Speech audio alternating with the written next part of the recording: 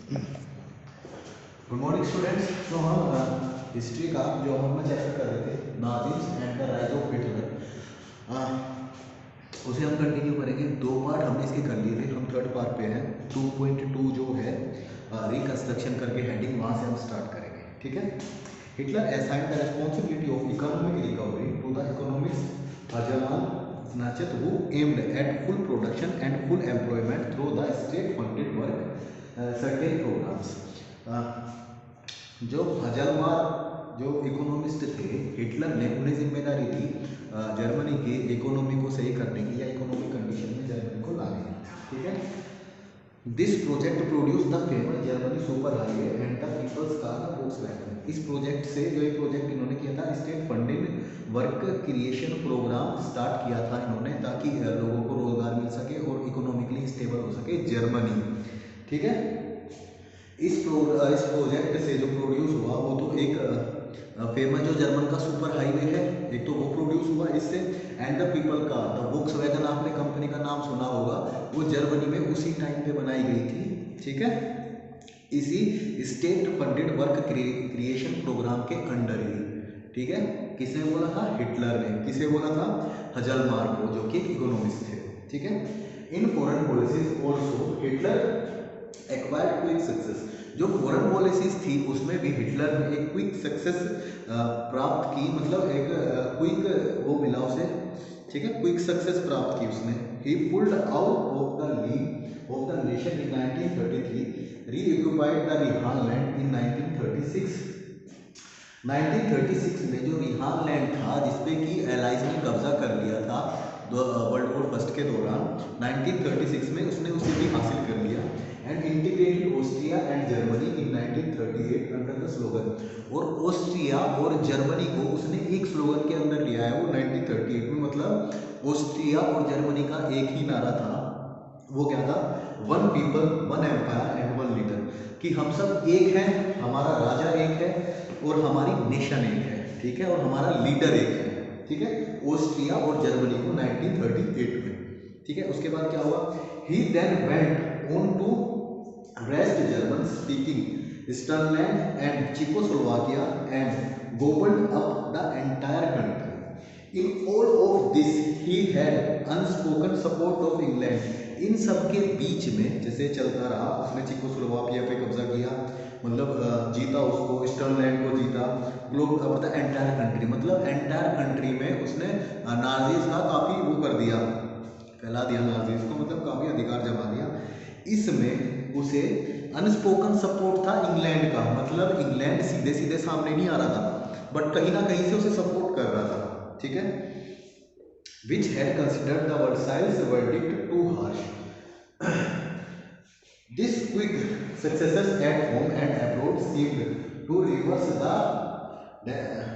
Destiny of the country. इस quick success जो उसे मिल रही थी अब्रॉड में और जर्मनी के अंदर, उसने जो डेस्टिनी थी, जो जर्मनी मतलब जो नीचे जा रहा था, उसे थोड़ा सा स्टेबल किया। ठीक है। रिवर्स कर दिया उसको।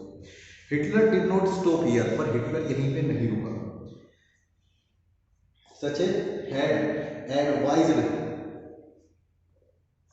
जो कि उसका इकोनॉमिस्ट था ना, Hjalmar.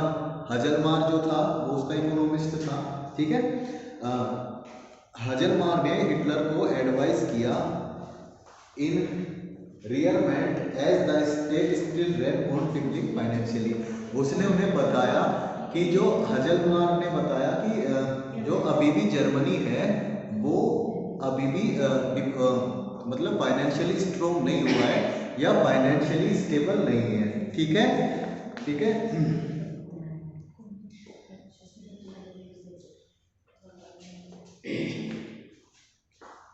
Capitalist people however had no place in Nazi Germany. Capitalist जो पीपल थे उनका जर्मनी में कोई प्लेस नहीं था। सचिन हैड टू लीव, जो मतलब सचिन जो उसका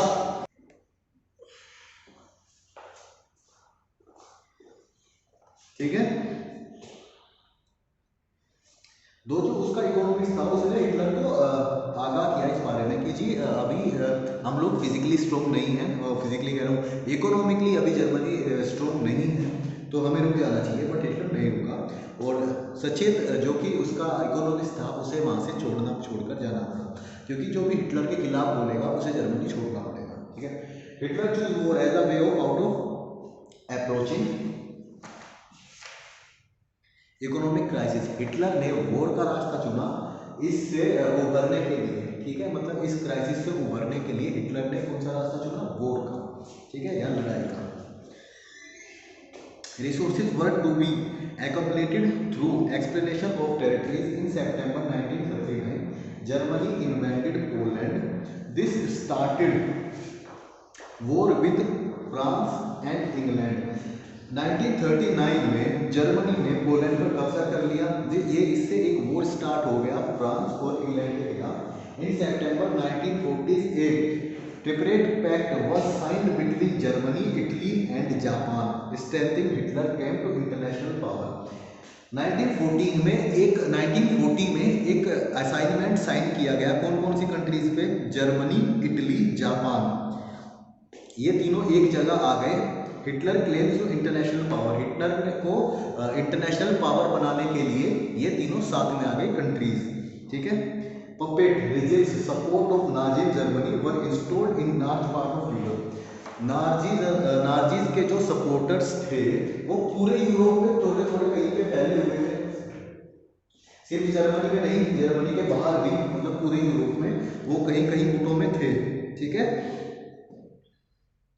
और काफी बड़ी संख्या में थे वो। Hitler was the pinnacle of his power. Hitler अपने मतलब पिनेकल ऑफ हिज पावर मतलब 1940s में हिटलर जो है अपनी पावर सबसे ज़्यादा पावर में था, मतलब जैसे कि बोले कि अपनी पावर के बिल्कुल पीक पे था। ठीक है, Hitler now moved to achieve his long term aim of conquering Eastern Europe. इसके बाद हिटलर जो है ईस्टर्न यूरोप को कॉन्कर करने के लिए चल दिया। He wanted to ensure food supplies and living space for German। वो चाहता था कि जर्मनी के लोगों को फूड सप्लाईज मिले और रहने के लिए जगह मिले। He attacked the Soviet Union in 1941। उसने सोवियत संघ पर, सोवियत यूनियन पर 1941 में अटैक किया। Is this historical burden? Hitler exposed the German western front of British allies bombing the eastern front to the power Soviet armies।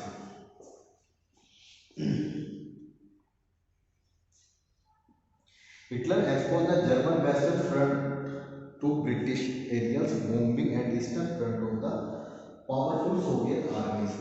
आर्मीज के साथ, Soviet आर्मीज के साथ लड़ाई करके उसकी जिंदगी की सबसे बड़ी गलती थी हिटलर की।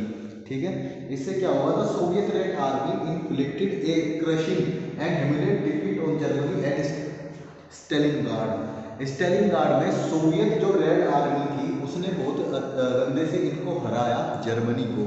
ठीक है, after this Soviet Red army hounded out the retreating German soldier until they reach the heart of Berlin. और फिर उन्होंने उन्हें खदेड़ा उन सोल्जर्स को जब तक कि वो बर्लिन के हार्ट तक नहीं पहुंच गए, या बर्लिन के दिल तक नहीं पहुंच गए। बर्लिन जो कि कंट्री है।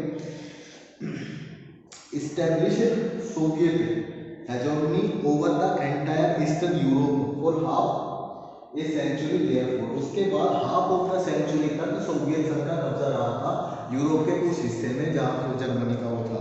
ठीक है, meanwhile the USA had hesitant involvement in the war. USA ने इस वॉर में आने के लिए मना कर दिया था, क्योंकि जब उसने फर्स्ट वर्ल्ड वॉर में पार्ट लिया था तो उसके बाद उसे बहुत ज़्यादा क्राइसिस झेलना पड़ा था। उसकी जो ब्रोकर्स स्ट्रीट थी वो भी बिल्कुल क्रैश हो गई थी, इसीलिए यूएसए ने इस वॉर में आने से मना किया। It was unwillingly to once again face all the economic problem that first world war had caused. Economic problem को नहीं झेलना चाहता था यूएसए, क्योंकि उसने फर्स्ट वर्ल्ड वॉर में झेली थी। But it could not stay out of the war for long. But वो वॉर से ज़्यादा देर तक दूर नहीं रह पाया। Japan was expanding its power in the East. Japan अपनी पावर को ईस्ट में बढ़ाना चाहता था। It had occupied French Indo China and was planning to attack USA naval base. उसने फ्रेंच इंडिया और चाइना पे थोड़ा बहुत कब्जा किया and planning to attack on US. वो प्लान कर रहा था यूएस पे अटैक करने के लिए। नेवल बेस था जो कि पैसिफिक ओशियन में यूएस नेवीज का।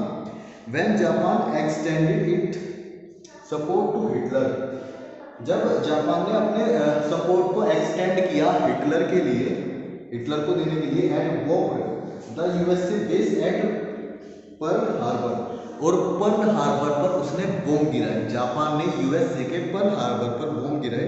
The US enter the second world war, इसके बाद यूएस ने सेकेंड वर्ल्ड वॉर में एंट्री मारी, ठीक है। The war ended in May 1945 with Hitler defeat, Hitler के डिफीट मतलब हिटलर जब हारा 1945 में, तब ये वर्ल्ड वॉर खत्म हुआ। And the USA dropping of the atom bomb from Hiroshima in Japan, और यूएसए ने एटम बॉम्ब ड्रॉप किए थे हिरोशिमा में जापान के। For this brief account of what happened in the second world war, second world war में क्या हुआ था, इससे हमें ये पता चलता है। Now return to Helmut and his father's story, a story of Nazi criminal during the war. हम वापस आते हैं कहाँ, हमें पता चलता है कि जो हेलमेट जो था, जिसके बारे में हम स्प्रिंग वॉर में जो बच्चा रो रहा था चैप्टर की शुरुआत में, उसके बारे में हमें पता लगता है कि उसके फादर जो हैं, उसके पापा जो हैं, वो किस से डरे हुए थे और वो ऐसा क्यों डरे हुए थे, ठीक है।